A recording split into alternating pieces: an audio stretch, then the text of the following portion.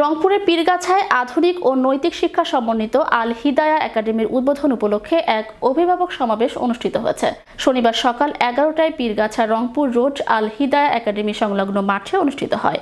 পীরগাছা সরকারি কলেজের প্রাক্তন অধ্যক্ষ শাহ আব্দুল ওয়াহেদ এর সভাপতিত্বে ও পশ্চিম দেবু দাখিল মাদ্রাসার শিক্ষক আসাদুজ্জামান আল আমিনের সঞ্চালনায় বক্তব্য দেন পীরগাছা ইউনিয়ন চেয়ারম্যান মোস্তাফিজার রহমান রেজা, অভিভাবক সোহেল রানা, কাজী আজিজুল ইসলাম, একাডেমির সহকারী প্রধান শিক্ষক মাহবুবার রহমান, লালমনিরহাট সরকারি উচ্চ বিদ্যালয়ের সহকারী শিক্ষক মাহবুবার রহমান, নোবেল একাডেমির পরিচালক আতাউর রহমান, চাইল্ড ড্রিমের পরিচালক জাকির হোসেন প্রমুখ।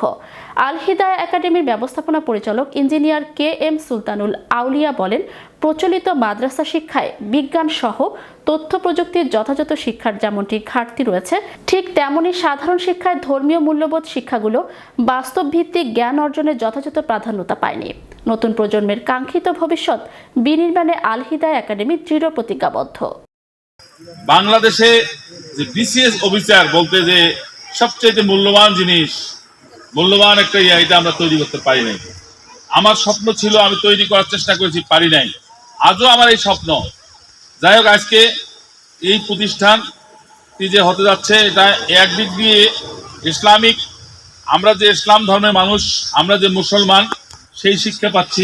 এই অ্যান্ড্রয়েড মোবাইলের মাধ্যমে বাচ্চাদের যে ধী শক্তি, বাচ্চারা যে এত এডিক্ট হচ্ছে, নেশার চেয়েও বেশি আসক্ত হচ্ছে। আমার সন্তানকে যখন ভাত খাওয়ার জন্য ডাকি, সে কেন জানে আঙ্গুলটা শুধু ওখানেই টানতেছে, আম্মু আব্বু পরে খাবো, পরে খাবো, পরে খাবো।